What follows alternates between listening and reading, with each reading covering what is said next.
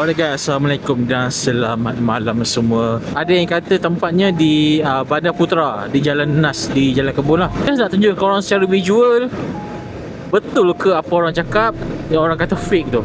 Gangguan-gangguan daripada Encik. Oh shit lah. Bila dia Bandar Putra 2 yang dikatakan cerita pasal rumah sewa Cikgu Nina. So kawasan perkuburan. Nama dia kawasan perkuburan Kebun Nenas. Jangan tanya aku kat mana rumah yang berlaku tu, pasal aku tak tahu. Aku just bawa kawasan yang dikatakan je. Kawasan ni agak gelap. Ni just kawasan hutan je kiri ni. Memang gelap guys, gelap. Peristiwa Cikgu Nina tu dengan Cik Pos tu berlaku di sini. Wallahualam. Allah saja yang tahu.